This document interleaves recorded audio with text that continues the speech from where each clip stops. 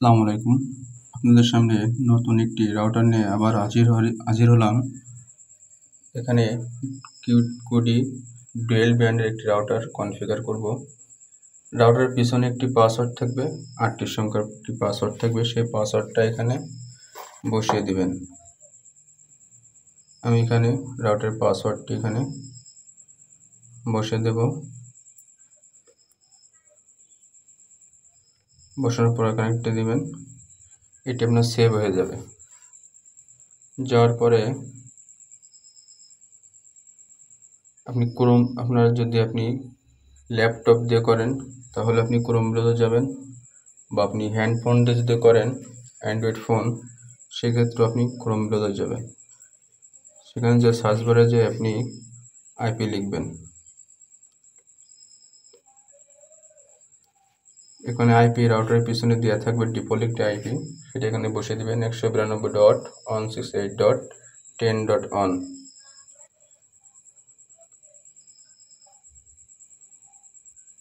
এখানে নতুন একটি পাসওয়ার্ড দেওয়ার কথা বলছে, যে ক্রিয়েট অ্যান্ড পাসওয়ার্ড। আপনি রাউটারে প্রবেশ করার জন্য একটি পাসওয়ার্ড লাগে, সেই পাসওয়ার্ডটা আপনি এখানে বসিয়ে দেবেন।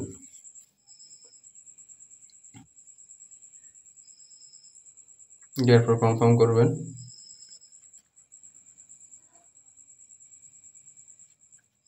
একটু ওয়েট করেন। এখানে দেখেন ওয়্যারলেস রাউটার, আপনি নেক্সট করেন।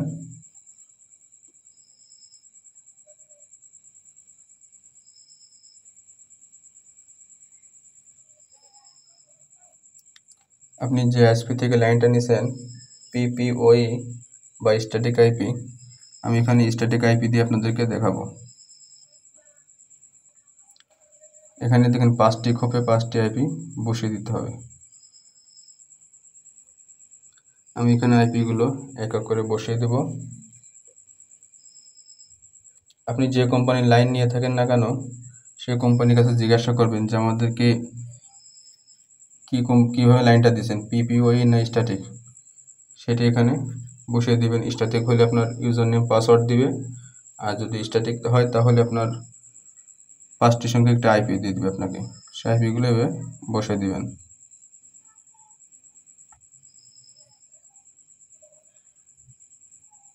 এখানে আইপিগুলো বসানোর পর আপনি এখানে নেক্সটে ক্লিক করবেন।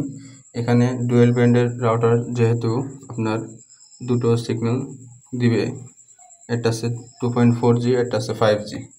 এখানে 2.4G একটি নাম লিখে দেব। নিচে আপনার 2.5G একটা নাম লিখে দেব। এরপরে 8টি সংখ্যা বা 8টি সংখ্যার অধিকও আপনি পাসওয়ার্ড দিতে পারবেন। আমি 8টি সংখ্যার একটি পাসওয়ার্ড দিয়ে দিলাম। দেওয়ার পরে এখানে নিচে এভাবে পাসওয়ার্ড দিয়ে দিবেন।